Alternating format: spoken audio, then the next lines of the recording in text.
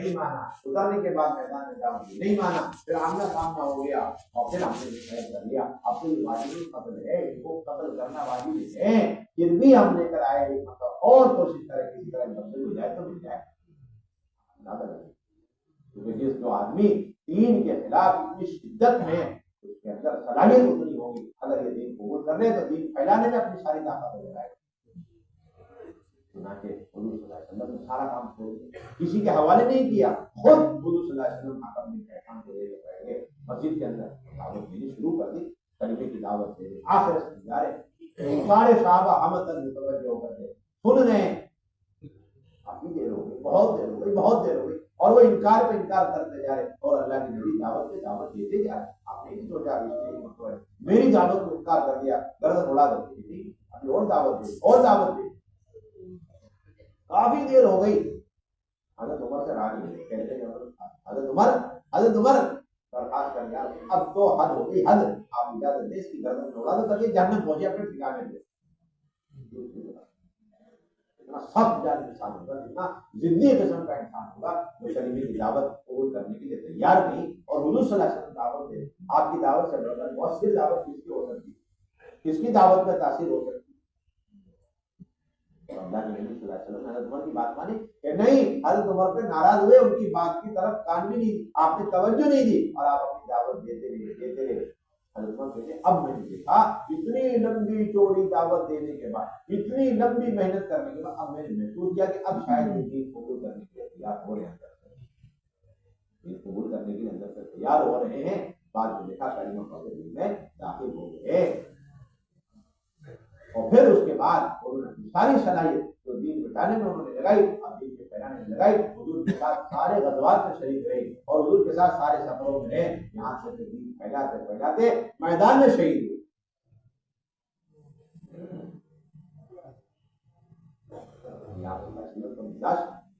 ایک فرد کو کسی طرح ہدایت کرنا اور اس کے لیے ہر موقع کا فائدہ اٹھایا جا رہا، ہر موقع پہ اس کے سامنے دین کی دعوت، کتنی محنت ہوئی آپ ذرا پیچھے حکم بن کیسان کے دین میں داخل کریں۔ حضرت سلمان فارسی رضی اللہ تعالیٰ عنہ ایک جماعت کے ساتھ مل کے فارس پہنچے، دین کی دعوت دے چکے تھے، تو ساتھیوں نے یہ کہا کہ امیر صاحب اب آپ اجازت دیں، اب ہم ان کے اوپر چڑھائی کر دیں، یہ لوگ قلعے میں بنے۔ تو حضرت سلمان فارسی رضی اللہ تعالیٰ فرمائے کہ مجھے ان لوگوں کو دعوت دے لینے دو جس طریقے سے میں نے حضور صلی اللہ علیہ وسلم کو دین کی دعوت دیتے ہوئے سنا اور دیکھا ہے، میدان میں دعوت دی، اس پر انہوں نے بات نہیں مانی۔ پھر ساتھیوں نے کہا کہ آپ کو اجازت دیں لڑائی کر دی جائے، نہیں ابھی تو سنت ادا نہیں ہوئی ہے، ہم دوسرے دن کی دعوت دیں گے۔ دوسرے دن کی دعوت دی، قلعے والوں کی طرف سے کوئی جواب نہیں آیا اور انہوں نے انکار کر دیا۔ ساتھیوں نے کہا اب تو اجازت دیں لڑائی کر دیں، کہ نہیں ابھی سنت تھوڑی پوری ہوئی ہے۔ پھر تیسرا دن آیا، سلمان فارسی رضی اللہ عنہ تیسرے دن بھی قلعے والوں کو دین کی دعوت کا پیغام بھیجا اور انہوں نے تیسرے دن انکار کیا، یعنی ہاں اب دعوت کی سنت پوری ہوئی۔ دعوت واجبہ قتال سے قبل اور دعوت مسنونہ وہ اس کے بعد کا مرحلہ، اور وہ 3 دن تک بڑے صبر اور تحمل کے ساتھ دین کی دعوت۔ اللہ کے صحابہ رضی اللہ عنہ اجمعین اس کا اہتمام کیا کرتے۔ حضرت خالد بن ولید رضی اللہ تعالیٰ عنہ میدان میں اترے ہوئے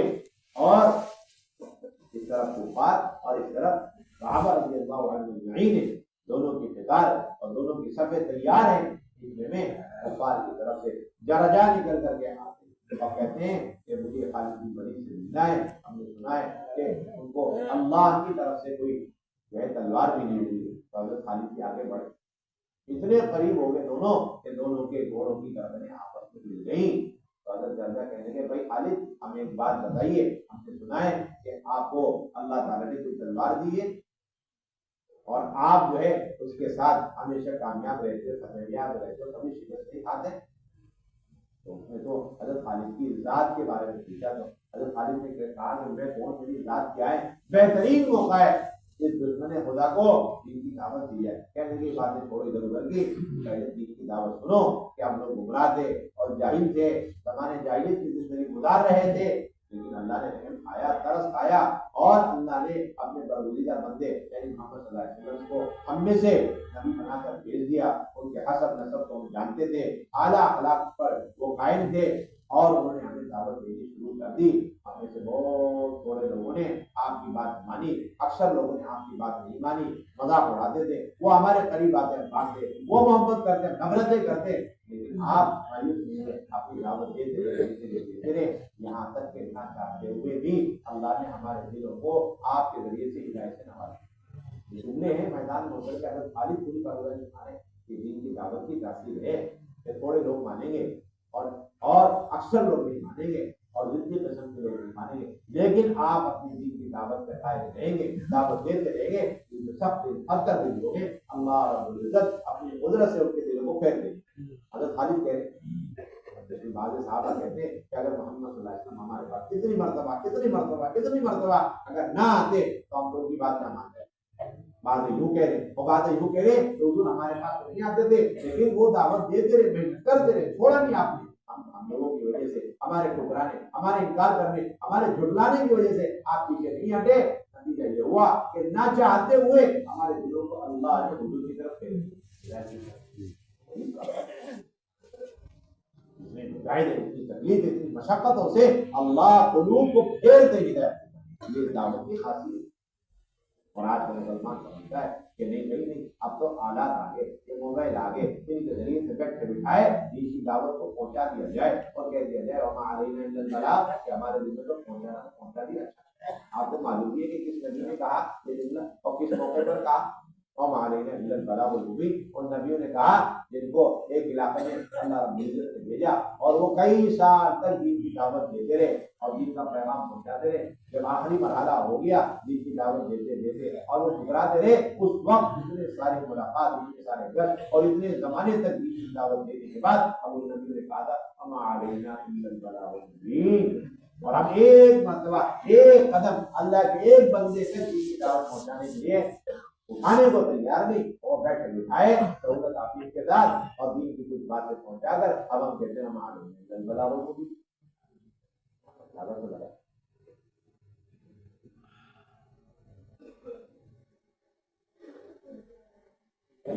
امت کا مزاج بن چکا ہے کہ سہولت کا زمانہ ہے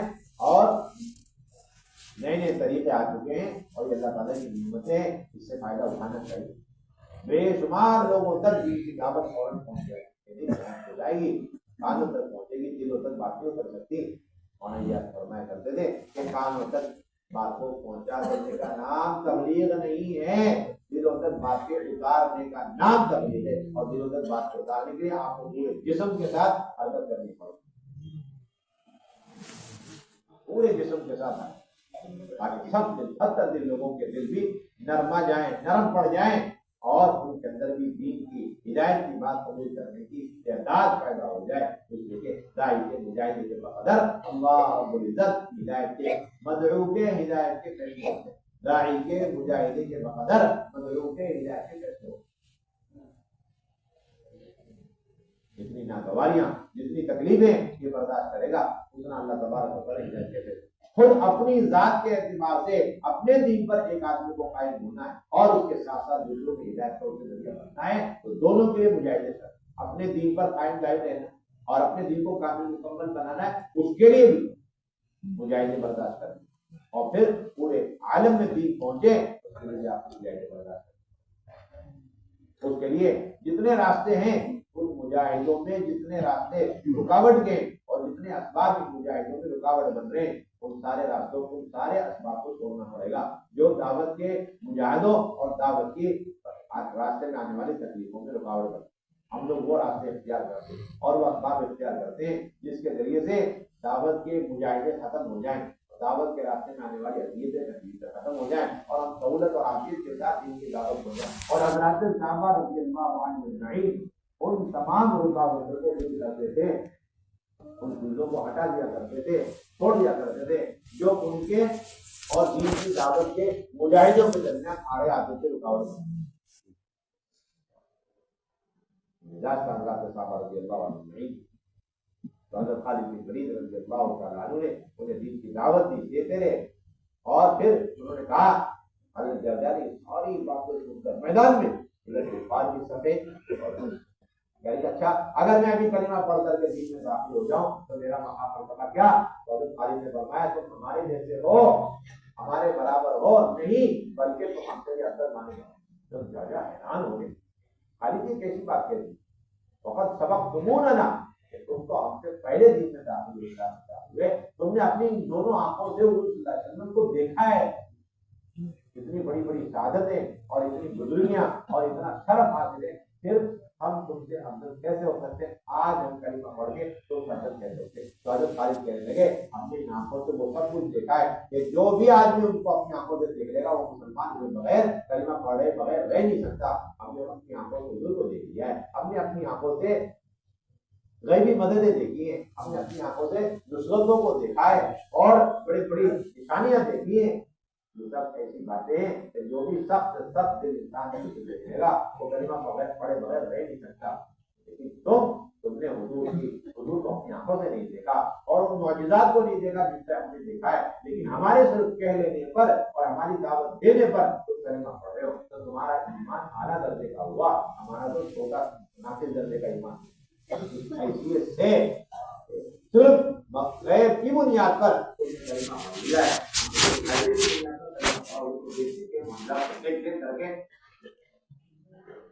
اس لیے تم ہم سے افضل مانے جاؤ گے، لیکن صحیح فوراً ہم نے کلمہ پڑھ لیا تو حضرت خالد نے اپنے ساتھ خیمے میں لے گئے اور لے جا کر 2 رکعت نماز پڑھائی، کیونکہ وہ نہیں جیتے ان کو نماز پڑھنی نہیں آتی، تو انہوں نے 2 رکعت نماز پڑھوائی، میدان میں آئے اور اس کے بعد مسلمان کا حقوق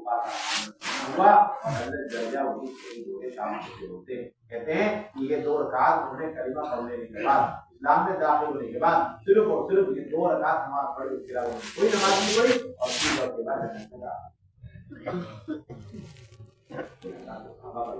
میدان میں اتر کر کے میدان قتال میں اتر کر کے دین کی دعوت کو پیش کرنا یہ بات کی واضح علامت ہے کہ اس زمانے میں اور دور صحابہ میں دور خلافت میں اللہ کے صحابہ ملکوں میں جانا یہ اللہ کے لیے تھا، اقامت دین کے لیے تھا، یہ صرف اور صرف قتل و قتال کے لیے، ورنہ وہ کہتے تھے جاؤ اب تو صفوں میں جا کے کھڑا ہو جاؤ، اب تو ہم تلواروں سے تمہارا فیصلہ کر دیں گے، یہ کر دیں گے۔ انہوں نے یہ بات اچھا بات مانا چلے ہم کھڑے آئیے سمجھا رہے ہیں، کوئی جلدی نہیں، اطمینان کے ساتھ سمجھا رہے، نماز بھی پڑھا ہے، میدان قتال میں دعوت بھی ہے، میدان قتال میں عبادت بھی ہے، میدان قتال میں تعلیم بھی ہے، تینوں چیزوں کو جمع کرنے کا خالد بن ولید رضی اللہ عنہ۔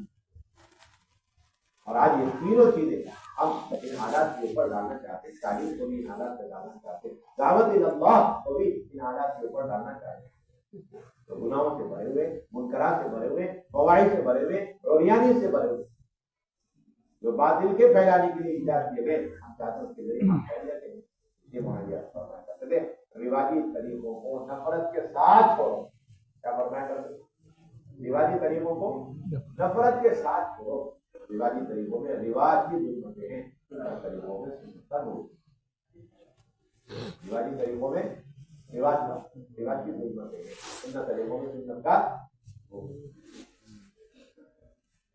یہ دعوت کی سنت، دعوت کی بنیادی سنت،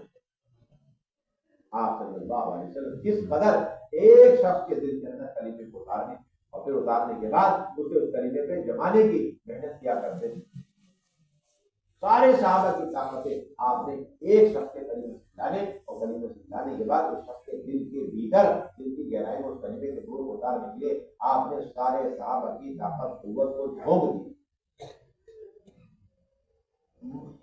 فتح مکہ کی راتیں حضرت عباس بے چین بے قرار ہیں کہ مکے والوں کو خبر نہیں کہ آپ صلی اللہ علیہ وسلم اتنی بڑی جماعت صحابہ کی لے کر کے آئے مکے پر چڑھائی کرنے کے لیے۔ حضرت عباس نے سوچا، رحم کھایا، عباس نے رحم کھایا تو سوچا کہ اگر انجانے میں حضور صلی اللہ علیہ وسلم کا یہ لشکر اور صحابہ کی جماعت مکے میں داخل ہو گئی تو پھر آج ان کی کوئی خیر نہیں ہوگی۔ انہوں نے سوچا کہ کوئی مجھے آدمی مل جائے تو میں اسے کانوں کان خبر کر لوں تاکہ وہ مکے والوں کے پاس پہنچ جائے اور مکے والے فوراً اس سے پہلے تو حضور مکے میں داخل ہو تو سب قسم کی خدمت آنے کلمہ پڑے، اس جذبے کے ساتھ، بے چینی کے ساتھ، بے قراری کے ساتھ جنگل میں پڑا ہوئے اور حضرت عباس رات کی اندھیری میں کرتے ہیں یہ سوچ کر کاش مجھے کوئی لکڑی چنتا ہوا مل جائے، کاش مجھے کوئی جانور اور بکریاں چراتا ہوا مل جائے، سوچ کر حضور صلی اللہ علیہ وسلم کی سواری میں حضور صلی اللہ علیہ وسلم کی خچر میں سوار ہوئے عباس اور اپنے خیمے سے نکل گئے۔ جنگل ہے، رات کی اندھیری ہے اور رات کا وقت ہے، کوئی آبادی نہیں، اور وہاں پر حضرت عباس بیٹھے ہیں اس کے لیے وہ مکے میں رہنے والے لوگوں کو ہدایت مل جائے اور ان تک پہنچانے کے لیے کوئی لکڑی چننے والا مل جائے، کوئی چرواہا مل جائے اور کوئی آدمی بھٹکتا ہوا بھولے بسرے سے مجھے مل جائے۔ آج بھی دینی آبادی ہے، مسجدوں کے اندر جماعتوں کا قیام ہے اور پھر کہتے ہیں رات کے وقت میں کیا کرتے ہیں؟ ارے پوری رات امت کا بہت بڑا طبقہ جوانوں کا وہ عیاشیوں کے اندر برائیوں کے اڈوں کے اندر ہے اور ہمیں کر کے ہمیں آبادی کی وہاں جنگل میں کوئی آبادی نہیں اور اس بے چینی کے ساتھ ہمارے پاس ایک آدمی مل جائے، دو آدمی مل جائے، ایسی بے چینی اگر ہمارے پاس ہوگی تو آج نہ جانے کتنے سب دن کی دعوت رات کے وقت میں پہنچائی جاتی اور اس بے چینی کے ساتھ ملے کہتے ہیں کہ بس خیمے سے نکلے رات کا اندھیرا نظر بھی کچھ نہیں آ رہا، یا اپنے آنکھوں سے ہم دیکھ رہے ہیں امت کے طبقے کے طبقے جوانوں کے جوان پوری رات برائیوں میں اور نافرمانی میں معاصیت کے اندر مبتلا ہے، وہاں نظر بھی نہیں آ رہا، لیکن اس فکر سے وہ نکل رہے کوئی نہ کوئی تو مل جائے، اس فکر پر اللہ نے ملاقات کرا بھی رات میں میری محنت ابھی اللہ کو سفیان کی آئے ہوئے انہوں نے آواز پہچانی ابو سفیان وہ کہنے کے ارے عباس ملاقات ہوئی، پوچھا کہ اتنے سارے مشعلیں چل رہی ہیں اس کی ہے، کہنے کے یہ جماعت ہے، اچھا اتنی بڑی جماعت لے کر گئے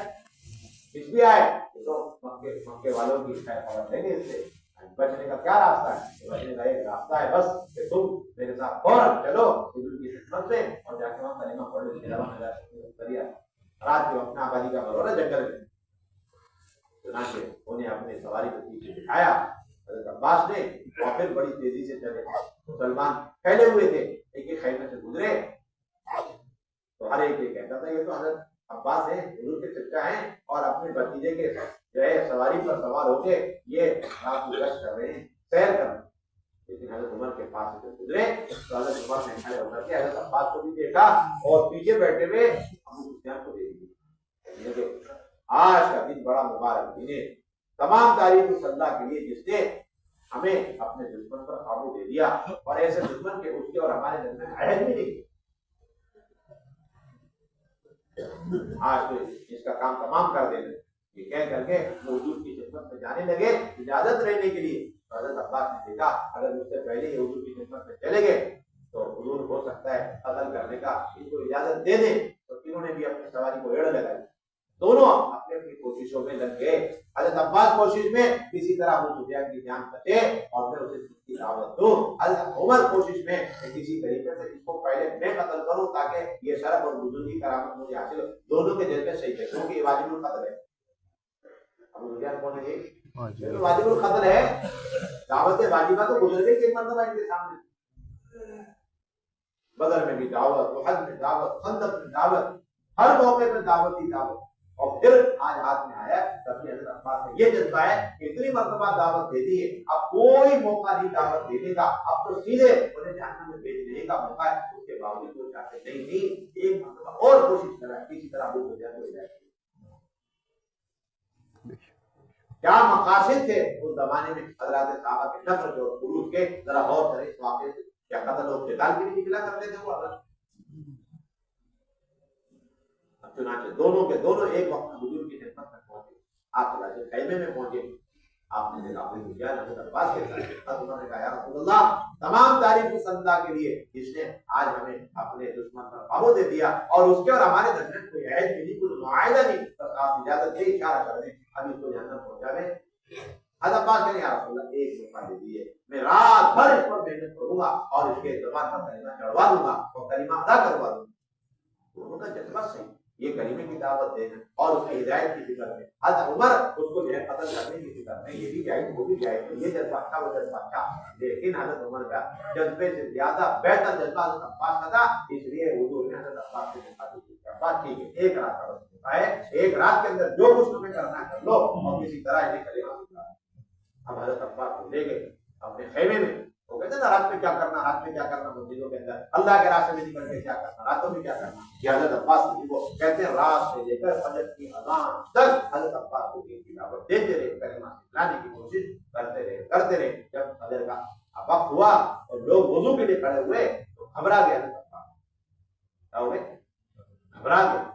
کیا ہوا؟ حملہ بولنے کے لیے جا رہے، چڑھائی کر لیکن یہ سب کے سب نماز پڑھنے کے لیے وضو اور وضو کے لیے تیاری کرنے کے لیے جا رہے.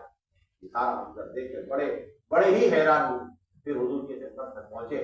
اور پھر اس موقع پر انہوں نے کلمہ پڑھنے کی کوشش کی. زبان پہ کلمہ نہیں چڑھا تو حضرت عباس نے حضور کے سامنے ہی کلمہ سکھا رہے، پڑھو لا. حالانکہ عربی ہیں، بہترین عربی پڑھنا جانتے ہیں، لیکن لا الہ الا اللہ زبان سے نہیں نکلتی. حضرت عباس نے کلمہ سکھلا رہے، پڑھو اس طرح پڑھو لا الہ الا اللہ، اس طرح پڑھو. اب کلمہ سکھلا دیا تو حضرت عباس خوش، حضور صلی اللہ علیہ وسلم خوش، حضرت عمر خاموش. حضور خوش، حضرت عباس خوش اور حضرت عمر کا جذبہ کامیاب ہو گیا. اور یہ غالب بات تو پتہ چلا کہ دل کے اندر امت کے ظالموں کے لیے جتنا ہدایت کا جذبہ ہوگا اللہ تعالیٰ اتنی ہدایت کے فیصلے فرماتا. ہلاکت کا جذبہ کہ اگر مسلمانوں کے دلوں کے اندر ظالموں کے لیے ہدایت کا جذبہ ان کی ہلاکت سے زیادہ ہوگا، اللہ کریں گے، ان کو غالب کر دیں گے. اور اگر ان کے دلوں کے اندر ظالموں کے لیے ہلاکت کا جذبہ ہدایت کے مقابلے میں زیادہ ہوگا تو یہ مسلمان ہمیشہ مغلوب رہیں گے. اعلیٰ ترین جذبہ ہے ظالموں کے لیے ہدایت کا جذبہ، ہدایت کی دعائیں کرنا اور اس کے لیے محنت کرنا. اب وہ حضرت عباس جانے لگے کہ کلمہ پڑھیے. جس طرح ہوتا ہے نا آج کل مسلمان گھر میں پیدا ہو گئے اور اسلامی نام رکھ لیا، عبدالرحمان عبداللہ، کام تمام ہو گیا کہ حضرت عباس کی حضرت ابو سفیان بھی سمجھے کلمہ پڑھ لیا، ذمہ داری کوئی نہیں ہے. ابھی تو کلمے کو اپنے دل کے اندر پوری حقیقت کے ساتھ اتارنا ہے. اس کو اتارے بغیر اگر آپ مکے میں چلے گئے، ہو سکتا ہے کہ مکے کے ماحول اور کسی کا ماحول کی کوئی ضرورت نہیں، تمہاری بیوی ہند بن عتبہ یہی کافی تمہارے پلٹانے کی. حضور نے فرمایا عباس ان کو روکو ذرا، روکو، ابھی جانے کی اجازت نہیں. اب کیا کرنا؟ ابھی ماحول میں رکھنا ہے، ابھی کلمے کو اندر اتارنا ہے.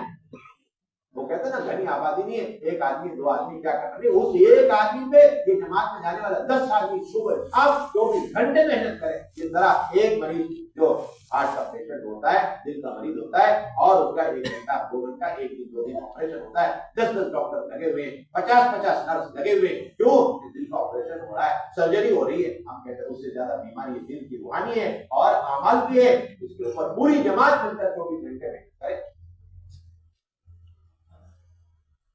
چنانچہ حضور نے فرمایا اب عباس ابو سفیان کو جو پہاڑ کی ٹوپی ہے، ناک کی طرح اس کا کنارہ نکلا ہوا ہے، نکلا ہوا ناک کی طرح وہ جو پہاڑ کا کنارہ نکلا ہوا ہے، اس کنارے پر لے جا کے کھڑا. جب حضرت عباس ابو سفیان کو لے کر چلنے لگے اور ٹوپی پر پہنچے تو ابو سفیان کہنے لگا ہاں تم بنو ہاشم ہمیشہ دھوکے سے مارنا جانتے ہو، تم نے پہلے کلمہ پڑھوا لیا، ابھی دلیری میں لا کر کے مجھے بالکل دھوکے سے مارنا چاہتے ہیں کہ نہیں. حضور کا حکم تھا بھیجیے یہاں پر. اب کس لیے حضور نے حکم دیا مجھے نہیں پتا. اب کھڑے رہو میرے ساتھ. نیچے سے وادی تھی، مسافر گزرتے تھے، قافلے گزرتے تھے. اب آپ صلی اللہ علیہ وسلم نے بہت بڑا چوڑا راستہ تھا مکے میں داخل ہونے کا، لیکن آپ نے فرمایا کہ نہیں، اب ہمیں ادھر ادھر سے نہیں گزرنا، بلکہ یہ جو چوٹی ہے پہاڑ کی، یہاں پر ابو سفیان عباس کے ساتھ کھڑے. اب پوری جماعت آپ کے ساتھ جماعت میں کتنے لوگ ہیں؟ روایت میں 10,000 لوگ.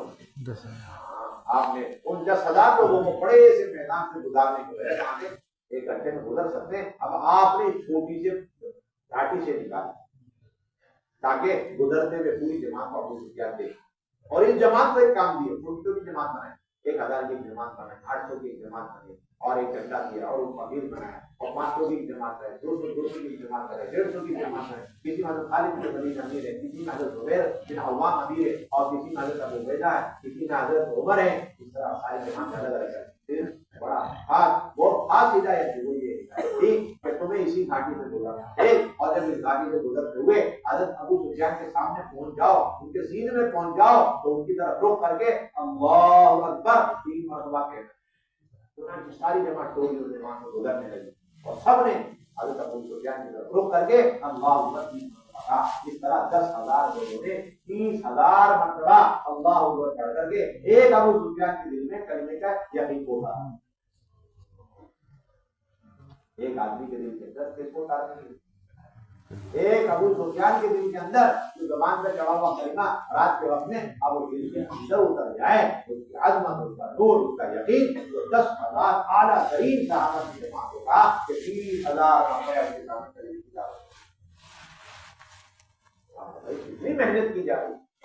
ایک فرض کے دل میں دین اتر جائے، کلمہ اتر جائے اور وہ سچا پکا دین سے داخل ہو جائے، ایک فرض یہ دعوت کا انجام ہے۔ تو تنظیم میں ملا کہ ایک آدمی 50 ہزاروں کو دین کی دعوت دیا اور دعوت میں ملا دے 10,000 مل کر کے ایک آدمی اور اس کی ہدایت اور اس کے دل میں ایمان ہے اور کلمے کی وہ محنت کرتی ہے، تو کہ ایک آدمی دیکھتی ہے وہ کہتے ہیں کہ تبلیغ کانوں تک باتوں کو پہنچانے کا نام نہیں بلکہ دلوں تک بات کو اتارنے کا نام ہے۔ کیسے اتارا جائے؟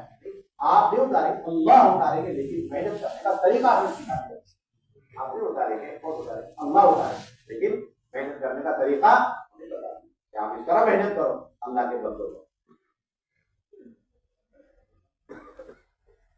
یہ بہت بنیادی چیز مجاہدوں کے ساتھ، تکالیف کے ساتھ، ناگواریوں کے ساتھ جب دین کی دعوت دی جاتی ہے اللہ رب العزت سب حد تک لوگوں کے ہدایت کے فیصلے فرما دیا کرتے ہیں۔ چنانچہ صحابہ نے اتنی قربانیاں تو یہاں پر ہوئی اور پھر مکے میں داخل، پھر کیا ہوا؟ مکے میں داخل ہوئے، جب مکے میں داخل ہوئے تو وہاں اور بھی سخت قسم کے کچھ لوگ تھے جنہوں نے طے کر رکھا تھا کچھ بھی ہو جائے ہم تو کلمہ نہیں پڑھیں گے۔ ایسے 8-10 قسم کے لوگ حضور نے فرمایا یہ 8-10 قسم کے لوگ واجب القتل ہیں، مفروض القتل ہیں، یہ تو خانے کعبہ کا پردہ پکڑ کر کے پناہ لینے کی کوشش کریں، تب بھی قتل کر دینا، چھوڑ دینا، فائدے نہیں فائدے یہ تو چھوڑنے کی ضرورت ہے۔ اب آپ بتائیے کتنے سخت قسم کے لوگ ہیں، آپ نے سمجھ نہیں کر لو یہ بھی ہیں یہ بھی ہیں۔ اب حضرت وحشی بھی ہیں جنہوں نے حضور صلی اللہ علیہ وسلم سے کہا جب وہ قتل کیا، اب حضرت وحشی کھا رہے دوڑ رہے اس گاؤں میں جا رہے اس گاؤں میں جا رہے، کس لیے جا رہے؟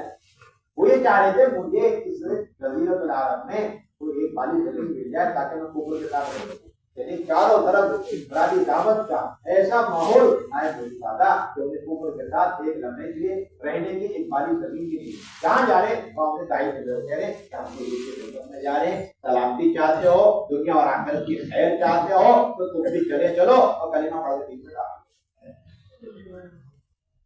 ایک بالی زمین نہیں مل رہی، کیوں؟ کہ عمومی دعوت کا فضا، ہر جگہ دعوت دعوت دعوت۔ ایک آدمی کفر کے ساتھ تھوڑے دنوں کے لیے چند لمحے کے لیے اور ایک بالی زمین کے تلاش میں مارے مارے پھر رہا، اسے ایک زمین بالی کفر کے ساتھ رہنے کی مل نہیں رہی، کیوں؟ چاروں طرف دعوت کرنا۔ ادھر جو حضور صلی اللہ علیہ وسلم نے حکم دے رکھا ہے کہ ویسی نام کی جانے قتل، آپ صلی اللہ علیہ وسلم آدمی لگا رہے جاؤ ویسی کوئی دعوت زیادہ لگائے اور کوشش کی جائے، واجب القتل کے اوپر بھی کوشش کی جا رہی، چچا کے قاتل کو بھی ہدایت مل جائے اس کی کوشش کی جا رہی۔ حضور صلی اللہ علیہ وسلم بھیجنے جا کے آپ صلی اللہ علیہ وسلم مسلمان ہو گئے تھے تو آپ نے فرمایا آپ میرے سامنے اپنا چہرہ بتلایا کرو، تمہارے آنے سے مجھے اپنے چچا یاد آئے۔ سب تکلیف ہوتی ہے آپ صلی اللہ علیہ وسلم کو اپنے چچا کے قتل کرنے والے کی وجہ سے کہ اس کا چہرہ تک دیکھنا پسند نہیں فرما رہے، لیکن اس کی بھی ہدایت کا جذبات ہے۔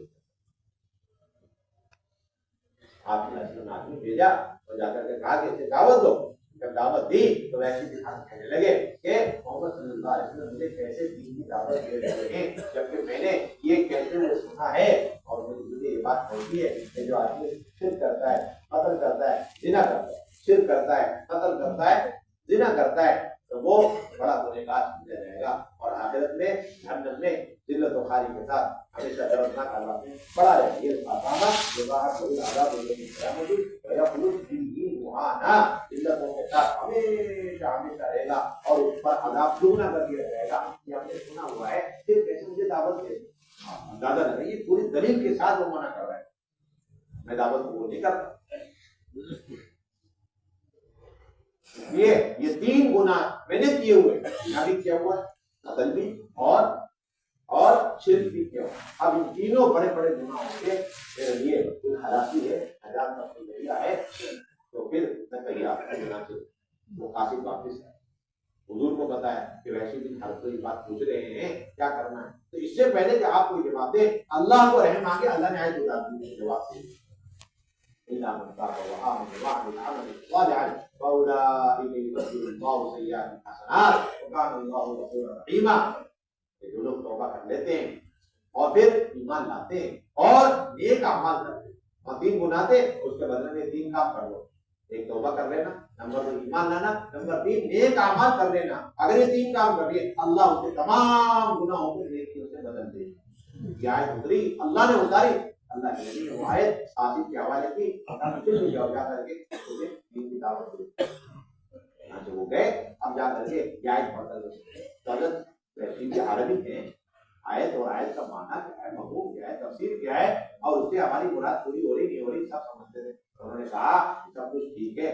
یہ سب کچھ ٹھیک ہے، لیکن یہ 3 کام بڑے بھاری کام ہے، میرے بس کی بات نہیں. توبہ کرنا، ایمان لانا اور نیک اعمال کرنا میرے بس کی بات نہیں ہے. کوئی اس سے بھی ہلکی آیت ہو، کوئی اس سے بھی ہلکی شرط ہو تو میں پھر تیار ہوں. وہ قاصد واپس آیا اس سے پہلے کہ اللہ کے نبی کوئی جواب دیتے، اللہ نے پھر رحم کھایا، اگلی آیت اتاری اس کو.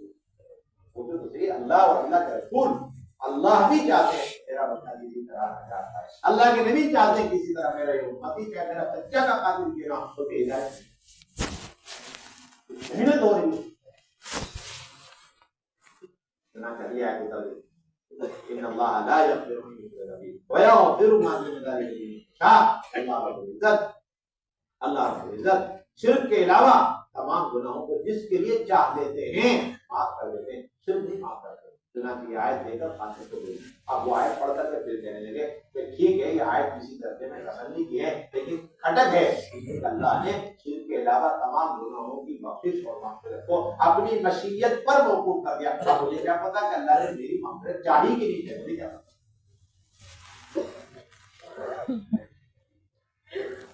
اللہ نے شرک کے علاوہ تمام گناہوں کے مغفرت کے جو وعدے فرمائے ہیں اسے اپنی مشیت پر موقوف ہے، جس کو میں چاہوں گا، جس کے لیے میں چاہوں گا. اب مجھے کیا پتا اللہ نے میری تمام گناہوں کو معاف کرنے کا ارادہ کیا کہ نہیں، چاہا کہ نہیں چاہا، اس لیے مجھے شاید نہیں اور کوئی ہلکی باتوں کو لے کر جاؤ. اب وہ قاتل آیا تو اب اللہ نے پھر رحم کھایا تو تیسری آیت ہوگا اور اس آیت سے صاف کر دیا وَيَا عِبَادِيَ الَّذِينَ أَسْرَفُوا عَلَىٰ أَنفُسِهِمْ لَا تَقْنَطُوا مِن رَحْمَةِ اللَّهِ إِنَّ اللَّهَ يَغْفِرُ الذُّنُوبَ جَمِيعًا إِنَّهُ هُوَ الْغَفُورُ الرَّحِيمُ. نبی جی آپ نے فوراً وہ آیت دے کر قاصد دے کر بھیج دیا جس کا مفہوم یہ تھا کہ نبی جی آپ میرے ان بندوں سے کہہ دیجیے جنہوں نے اپنی جانوں پر ظلم اور زیادتی کر رکھی ہے کہ اللہ تعالیٰ سارے گناہوں کو معاف کر دیتے ہیں اور وہ اللہ کے رحمتوں سے مایوس مت ہے. لا تقنطوا من رحمة الله، اللہ کی رحمت سے مایوس مت ہونا اور اللہ تعالیٰ سارے گناہوں کو بخش بخشتے ہیں اور اللہ بڑے غفور رحیم. یہ آیت سنی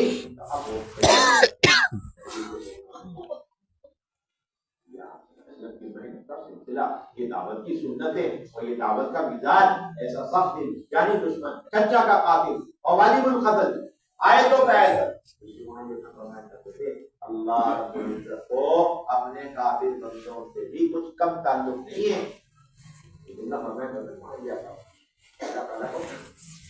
ہم تو یہ تو جانتے ہیں کہ اللہ تعالیٰ کو اپنے مومن بندوں سے تعلق ہے. مولانا جی ایسا فرماتے ہیں آیت کی اللہ تعالیٰ کو اپنے قاتل بندوں سے بھی کچھ کم تعلق ہے. مومن کے درجے میں نہیں، کم تعلق نہیں ہے.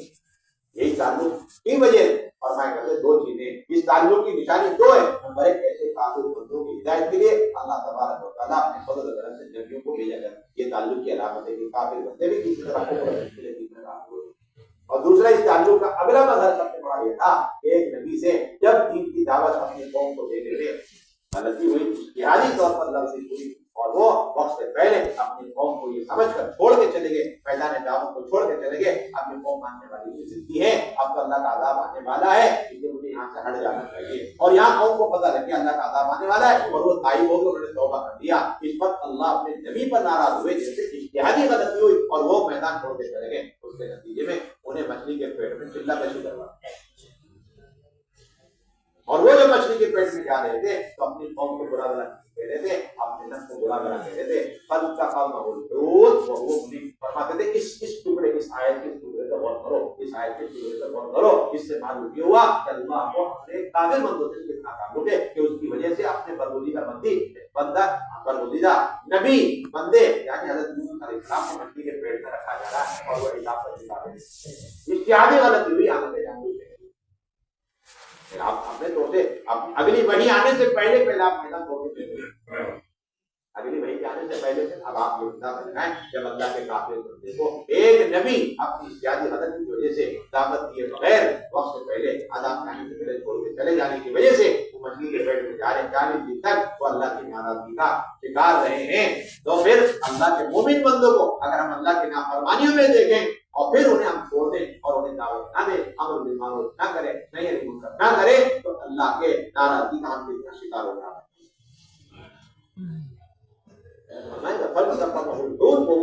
اس آیت میں نبی اپنے اوپر ملامت کر رہے ہیں جب مچھلی کے پیٹ میں جا رہے ہیں، اس سے کیسی غلطی ہوگی، اجتہادی غلطی ہو گئی کہ میں نے ان لوگوں کو دعوت مکمل دیے بغیر یا اللہ تعالیٰ کا اگلا امر اور حکم اور اگلی وحی آنے سے پہلے میں میدان چھوڑ کے کیوں چلا، انہیں افسوس ہوا۔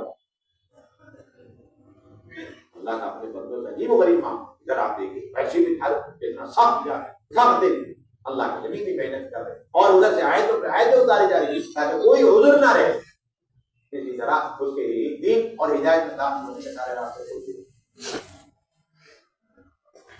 یہ دین اور دین کی دعوت کی سنتیں، مجاہدیں، تکالیف اور ناگواریاں، پریشانیاں، یہ اللہ کے صحابہ رضی اللہ عنہم کا مزاج تھا کہ تکلیفوں کے آنے میں جو چیز رکاوٹ ہوا کرتی تھی اسے بھی وہ انکار کر دیا کرتے تھے۔ حضرت عثمان بن مظعون رضی اللہ تعالی عنہ، حضرت عثمان بن مظعون رضی اللہ تعالی عنہ بڑے صحابی تھے، مکے کے زمانے میں دین میں داخل ہوئے، لیکن وہ مشرک ولید بن مغیرہ کے پناہ میں رہا کرتے تھے۔ پناہ میں رہنے کا مطلب کوئی ان کو چھیڑ نہیں سکتا، پریشانی کا تکلیف نہیں دے سکتا، لیکن جو اور صحابہ تھے، حضرت عباس تھے، حضرت بلال تھے، حضرت زہیر تھے، حضرت عمار تھے، یہ بڑی بڑی تکلیفوں سے گزر رہے تھے، بڑی بڑی ناگواریوں سے گزر رہے تھے۔ انہوں نے ایک مرتبہ دیکھا کہ بھائی میرے ساتھی جو تکلیفیں اٹھا رہے برداشت کر رہے ہیں، میں وہ تکلیفیں اٹھا نہیں رہا، برداشت نہیں کر رہا، اور جن جن آزمائشوں سے ان کو گزارا جا رہا ہے ان کو آزمائش نہیں آ رہی، اور میں بڑے آرام سے ایک مشکل کی پناہ میں رہ رہا ہوں، یہ میرے دین کے اندر کمی کی علامت یقین۔ صحابہ ناگواریوں اور تکلیفوں کے نہ آنے پر اپنے دین کو ناقص سمجھا کرتے تھے، اپنے دین کی دعوت کو بھی ناقص یقینی طور پر سمجھا کرتے تھے، اور پھر انہوں نے کہا ولید بن مغیرہ سے اب مجھے آپ کی پناہ نہیں چاہیے۔ انہوں نے کہا ٹھیک ہے، آپ کو میں نے پناہ دی تھی حرم شریف کے سارے کفار کے سامنے، لہٰذا آپ حرم شریف چلیں اور سب کے سامنے میری پناہ واپس کریں۔ چنانچہ سب کے سامنے لے کہنے لگے کہ ولید بن مغیرہ بڑے اچھے انسان یہ ہیں، اور انہوں نے اس سے اچھا میں نے اپنے عہد کو پورا کرنے والا انسان نہیں دیکھا ہے، لیکن اب مجھے اس کی پناہ نہیں چاہیے، مجھے صرف اللہ کی پناہ کافی ہے۔ جس طرح میرے سارے ساتھی مسلمان اللہ کی پناہ میں تکلیفوں سے گزر رہے ہیں، اسی طرح میں بھی اللہ کی پناہ میں رہوں گا، ٹھیک ہے۔ اس کے بعد وہاں مجلس لگی ہوئی تھی، کفار کی شعر اور مشاعرہ چل رہے تھے، تو وہاں پر ایک کافر نے ایک بات پر حضرت عثمان بن مظعون کے تھپڑ مار کے ان کی ایک آنکھ کو ضائع کر دیا، تو وہیں کھڑے تھے ولید بن مغیرہ کہنے لگے آپ کو یہ تکلیف نہیں پہنچتی، اگر آپ میری پناہ میں رہتے، آپ نے میری پناہ کو ٹھکرا دیا، اس وجہ سے آپ کو تکلیف، اب بھی موقع ہے اچھا کہ آپ میری پناہ میں آگے ہوتا ہے، لالچ دیا جاتا ہے کفار کی طرف، آپ یہ سہولتیں حاصل کر لیں اور یہ انتظامات حاصل کر لیں، اور یہ آپ کے لیے انتظامات کیے جا رہے ہیں۔ اگر آپ نے دین کی محنت میں اغیار کی سہولت، اغیار کی دی ہوئی سہولتوں کو اختیار کر لیا دین کی محنت میں، تو پھر دین کی دعوت نہیں چلے گی، بلکہ آپ کی دین کی دعوت کے اندر اغیار دخیل بن جائیں گے اور ان کی مداخلت شروع ہو جائے گی، اغیار دخیل بن جائیں گے اور ان کی مداخلت شروع ہو جائے گی۔ تو صرف اور صرف اللہ کی پناہ میں رہ کر کرنے کا کام ہے، اس میں اذیتیں آئیں گی، یقین تکالیف آئیں گی، لیکن یہ اذیتیں تکلیفیں یہ مدعو کی ہدایت کا ذریعہ بن۔ چنانچہ جب ولید بن مغیرہ نے کہا کہ اس آنکھ کو تکلیف پہنچی، جب کی ضرورت نہیں تھی، حضرت عثمان بن مظعون رضی اللہ تعالیٰ نے فرمایا کہ میں تو یہ چاہتا ہوں کہ جو تکلیف ایک آنکھ کو پہنچی ہے وہی تکلیف دوسری آنکھ کو بھی پہنچ جائے، کسی تکلیف کی حاجت میری دوسری آنکھوں کی ہے، کوئی تکلیف پہلی آنکھوں صحابہ کا مزاج تھا کہ حضرات صحابہ رضی اللہ عنہ اجمعین تکلیف اور ناگواری نہ آنے پر اپنے دین کو ناقص سمجھتے تھے، اور تکلیفیں ناگواریاں لانے اور آنے کی فکر کیا کرتے تھے، اور ادھر ہمارا حال یہ کہ تکلیفیں ناگواریاں نہ آ جائے اس کی دعائیں کرتے، اور وہاں تکلیف آ گئی، اب دعا ہو رہی کہ اور تکلیف پہنچ جائے، اور یہاں تکلیف آ گئی تو ہم دعا کر رہے ہیں کہ بس اس امتحان کو یہیں پر ختم کر دیا جائے، آگے اذیت اور تکلیف میں نہ آ جائے۔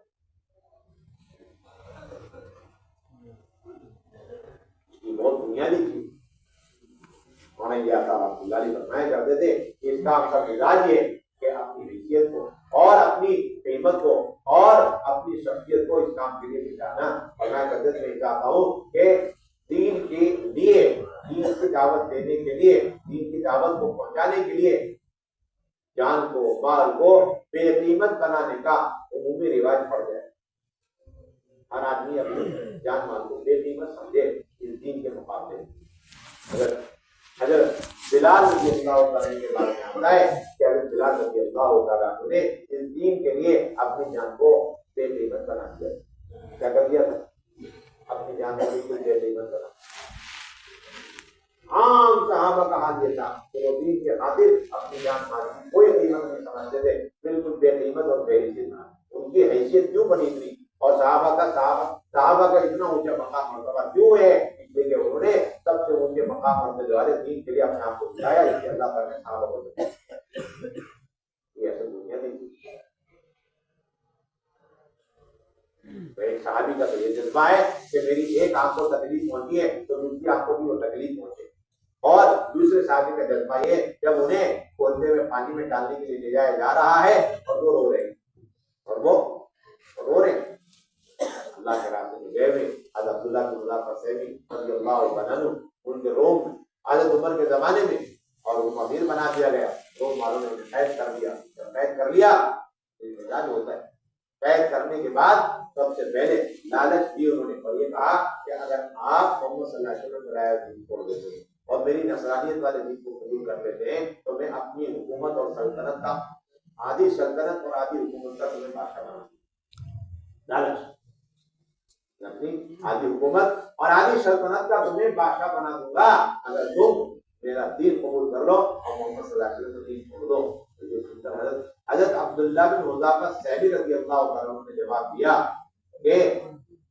آدھی حکومت نہیں، پوری حکومت، اور صرف تمہاری حکومت نہیں، عرب اور عجم کی ساری حکومتیں بھی مجھے مل جائیں،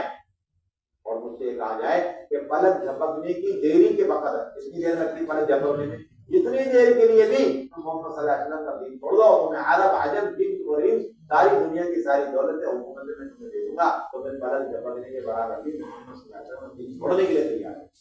اتنی استقامت مجھے ملے گی جو زندگی بھر دین کے خاطر قربانی دیتا رہا، مجاہدین برداشت کرتا رہا۔ جس نے دین کے خاطر قربانی مجاہدین نہیں دی ہے وہ سب کو یہ کہہ کر اسے قبول کرنے کا لو جی تکلیف ہوگا ہے، اللہ کی مدد آئے، یہ کہہ کر مسلمان کو دھوکہ لگائے، کوئی سہولتیں آ گئی، فائدہ ہوگا اس سے فائدہ۔ یہ آپ کو معلوم نہیں کہ سہولتیں جو دی جا رہی ہیں وہ لالچ میں دی جا رہی ہیں، اور آپ کے دین کو اور آپ کی شریعت کو ختم کرنے کے لیے ساری لالچ ہوتی ہے۔ صاف ہونا چاہیے، جب لالچ سے کام نہیں آیا تو اب ڈرانا دھمکانا یہ بات کا مزاج ہوتا ہے۔ اب اس نے کہا کہ ٹھیک ہے انہیں لٹکا دو سولی پہ، اور بڑے ماہر تیر اندازوں کو بلا کر کہنے لگا وہ بادشاہ کہ ان کے دائیں سے بائیں سے اوپر سے نیچے سے اور ان کے ہاتھوں کے کانوں کے قریب سے تیر چلاؤ، لگے نہیں بس، تاکہ خوف زدہ ہو۔ کیا ہو جائے؟ خوف زدہ۔ فرمائے نا وَلَقَدْ أُوتِيتُمْ اللَّهَ وَلَا يَخَافُ أَحَدٌ وَلَقَدْ أُوتِيتُمْ اللَّهَ وَلَا يُؤْذَى أَحَدٌ۔ دین کے خاطر مجھے اتنا ڈرایا گیا، کسی نبی کو پیغمبر کو اتنا نہیں ڈرایا گیا، اتنی اذیت دی گئی، کسی نبی کو اتنی اذیتوں سے نہیں گزارا گیا۔ وہ جو نبی کے کام کو اپنا کام بنائے گا اسے بھی خوف سے گزرنا پڑے گا، اسے بھی ان ساری دھمکیوں سے تکلیف سے گزرنا پڑے گا۔ اب تیر چلانے کے بعد اب پوچھا آپ کیا ارادہ ہے؟ اب بھی میں اسی ارادے پر قائم ہوں کہ میں کسی قیمت پر نصرانیت قبول نہیں کروں گا اور حضور کا دین چھوڑنا نہیں۔ اچھا ایسی بات ہے، اب آخری درجہ شروع کر دیا، اب تو مرنے مارنے پر کہا کہ پانی کو اچھی طریقے سے کھولاؤ اور اس میں جو کہیں چل رہا ہے ان کی آنکھوں کے سامنے وہ اسی وقت جل گئے۔ پھر کہنے اب انہیں بھی لے جاؤ، انہیں بھی لے جاؤ۔ جب لے جانے لگے تو رونے لگے، تو لوگوں نے سمجھا کہ اب یہ جان کی وجہ سے رو رہے ہیں، واپس لائے گئے۔ تو انہوں نے کہا کہ میں اس وجہ سے تھوڑی رو رہا ہوں کہ میری جان جا رہی، میں اس وجہ سے رو رہا ہوں کہ میرے پاس صرف اور صرف ایک ہی جان ہے، ایک ہی جان ہے جو دین کے لیے قربان ہو رہی۔ میری تمنا ہے اور دلی آرزو ہے کہ میرے پاس میرے اس جسم کے بالوں کے بقدر جانیں ہوتی اور وہ ساری جانیں ایک ایک کر کے میں دین کے خاطر قربان کرتا. ایسا موقع مجھے نہیں مل رہا, اس وجہ سے میں رو رہا ہوں. کتنا اپنے آپ کو بے قیمت, کتنا اپنے آپ کو بے حیثیت دین کے خاطر بنا. کوئی قیمت نہیں, کوئی حیثیت نہیں. فرمایا کرتے تھے لاکھوں نبیوں اور لاکھوں صحابہ یا فرماتے تھے ہزاروں انبیاء اور ہزاروں صحابہ کی جانیں قربان ہو کر اس دین کی قیمت نہیں رکھ سکی. اس دین کی قیمت کو پچھلے 4 مہینے اور یہ چند قدم اللہ کے راستے میں اٹھا کر لگانا چاہتے ہیں. تمہارے پچھلے 4 مہینے, تمہارے چند قدم اللہ کے راستے میں دھیمی رفتار کے ساتھ, سست رفتار کے ساتھ, کنجوسی کے ساتھ جو اللہ کے راستے میں لگے, اس سے اس دین کی تم قیمت لگانا چاہتے ہو. اس دین کے خاطر ہزاروں نبیوں کی جانیں قربان ہوئی, ہزاروں صحابہ کی جانیں قربان ہوئی.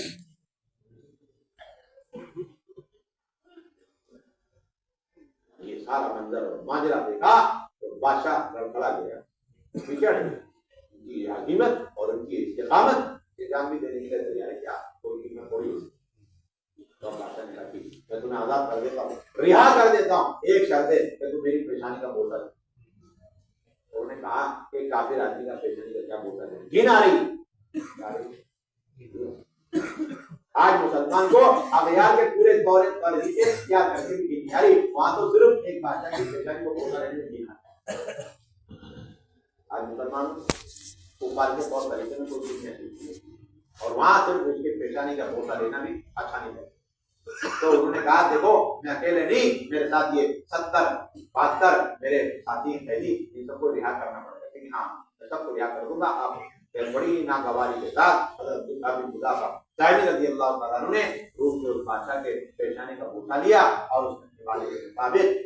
سارے مسلمانوں کو رہا کر دیا. اب وہ سارے مسلمانوں کو لے کے مدینہ طیبہ پہنچے. حضرت عمر رضی اللہ تعالیٰ عنہ کو سارا واقعہ سنایا. حضرت عمر فرمانے لگے ہر آدمی کے اوپر واجب ہے کہ وہ حضرت عبداللہ کی پیشانی کا بوسہ یہ کہہ کر کہنے کا انا ابدا, میں سب سے پہلے بوسہ دوں گا. یہ کہہ کر حضرت عمر سب سے پہلے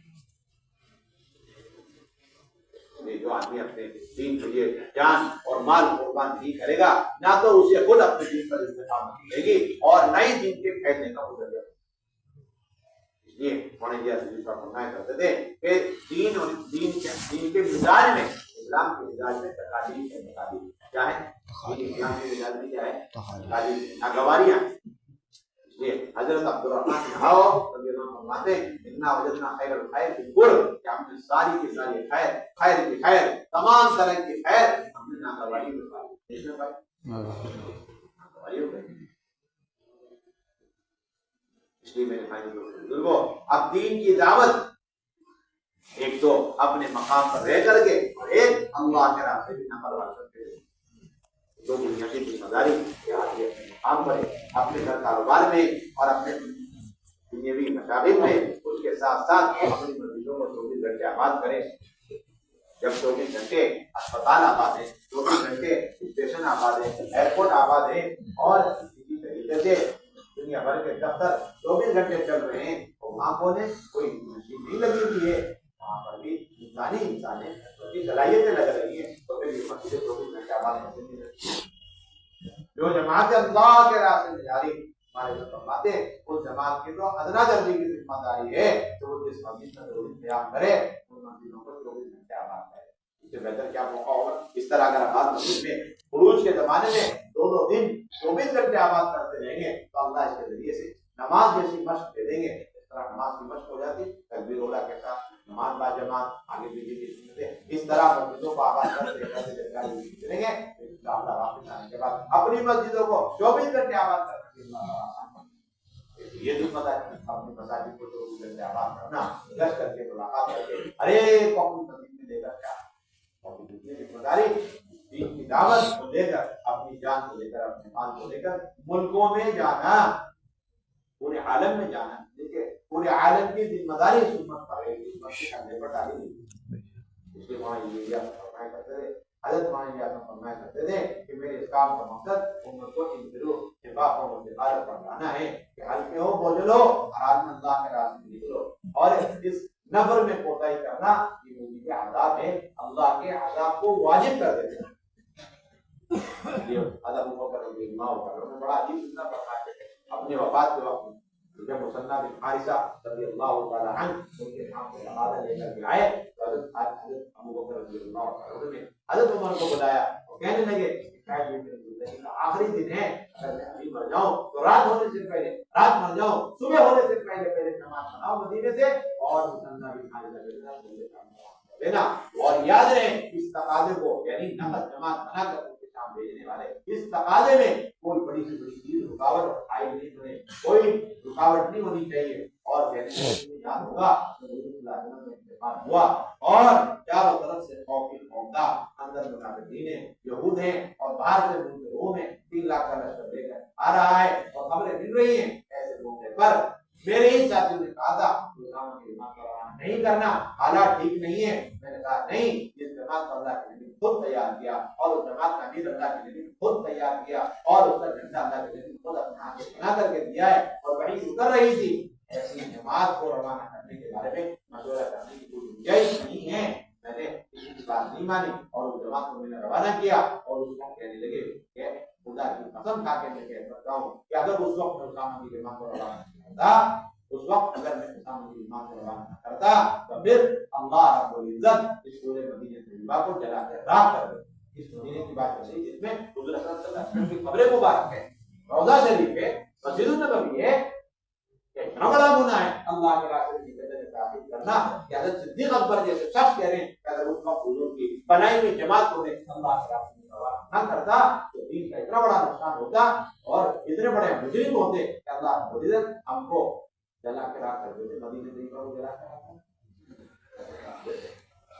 آپ اندازہ لگائیں کہ مدینہ تو وہ ہے کہ وہاں حضرت نبی کاٹی سے آگ نکل کر آئی، حضرت عمر نے ہی حضرت تمیم داری سے کہا تھا جاؤ اس آگ کو بجھا کراؤ، تو تمیم داری اس طرح اس آگ کو سمیٹ کے لے جا رہے جس طریقے سے کوئی آدمی بکری کو ریوڑ کو سمیٹ کے لے جاتا اور اس سوراخ میں اس آگ کو داخل کر کر آ رہے، کسی نے آگ کو اس طرح بجاوٹ کے قیامت تک لے جانا۔ ابھی دیکھ سکتے ہیں اتنے ایمان اور اعمال کی اونچی سطح پر ہے کہ جو آگ جس سوراخ سے نکل کر آئی اسی سوراخ میں اسے دبا کر کے داخل کر کر آ رہے۔ یہ تو ایمان اعمال کا ایسا ان کا معاملہ تھا، لیکن دعوت کی محنت میں اگر کمی کر دیتے تو وہاں پر یہ بھی یقین تھا کہ جس آگ کو ہم دبا کر جا سکتے ہیں وہی اللہ رب العزت ہمیں جلا کر کیا معاملہ لگائے اللہ کے راستے کی برکت اور اللہ کے راستے کی نفرت کی کیا ہے۔ اس لیے حضرت ابو بکر رضی اللہ عنہ یاد تک فرمائے اگر مجھے اس بات کا یقین ہو جائے کہ پوری جماعت اگر روانہ ہو جاتی ہے اور ازواج مطہرات کا انتقال ہو جاتا ہے اور ان کی لاشیں اور کوئی دفنانے والا نہیں اور درندے ان کی لاشوں کو مدینے کے قریب کھینچتے پھر رہے ہیں، تب کہ ابو بکر جماعت کو روانہ کرتے ہیں۔ اور اتنا اصرار کیوں تھا؟ تاکہ ان کو اجتماع سے بچانا۔ اتنا اصرار کیوں تھا؟ تاکہ ان کو فرائض پر لانا۔ ایک فائدے نے تو زکات کا انکار کیا، حضرت ابو بکر نے فرمایا کہ اگر وہ رسی کا بھی انکار کر دے زکات دینے میں، زکات میں رسی دینے کا بھی انکار کر دے جسے اپنے جانوروں کے ساتھ دینے کا معمول ہے، اس پر بھی انتقال کروں لو منعونی قال لقاتلتم علیہ۔ تو ہاں حضرت ابو بکر رضی اللہ عنہ کے اندر رسی پر کبھی آنے پر پورے مدینے طیبہ کو مردوں سے خالی کرنے پر اصرار ہے، اور یہاں پوری امت کے اندر دین صرف اور صرف رسی پر باقی رہ گیا ہے۔ اور ابھی تک ہم منظورے کر رہے کہ اللہ کے راستے میں نکلنا نہیں نکلا اور معلوم کر رہے کہ اللہ کے راستے میں نکلنے کا حکم کیا ہے، فرض ہے کہ واجب ہے۔ اللہ تعالیٰ کی ناراضگی ہے صحابہ پر کہ وہ اللہ کے راستے میں نکلے ہیں، تبوک کے موقع پر بھی صحابہ نہیں نکلے تو اللہ تعالیٰ ناراض۔ 50 دن تک اللہ ہی کا حکم ہے، نبی نے کچھ نہیں کہا، نبی ہمارے یہ اتنا بڑا غمگین گناہ ہے کہ میں اس کی کیا سزا بیان نہیں کر سکتا، اللہ ہی جانتا۔ حضور فرما رہے ہیں آپ انتظار کرو، دنوں سے کہہ رہے ابی بن عبداللہ ابی بن کعب سے کعب بن مالک سے کہہ دیا اور مرارہ بن ربیعہ سے کہہ دیا، بلال بن امیہ سے کہہ دیا کہ اب تم دین میں چلو، اللہ فیصلہ کرے، اللہ کی طرف سے فیصلہ ہو رہا ہے۔ یہ ایسا ممکن شروع میں قیامت تک بتلانا ہے، آپ اس کی وقت میں لے کر آئے خدا میں نہیں نکلے، نقل و حرکت کو چھوڑ دیا، اس کا تو فیصلہ لے کر کیا کرنا چاہیے۔ تو بتائیے 50 دن سے سلام آخری ترتیب میں یہ بھی کہہ اپنی جیون سے بھی جڑا ہو، کیونکہ پورا نہیں تو کسی درجے میں وہ بھی رکاوٹ بنتی ہے، وہ بھی شریک ہوگی سزا۔ ارے پورا نہیں تو 5% میں تو وہ رکاوٹ بنی ہوگی، ان بیویوں کی وجہ سے بھی ایک صحابی نہیں جا پائے، ان کو بھی سزا میں برابر شریک کر دی۔ آپ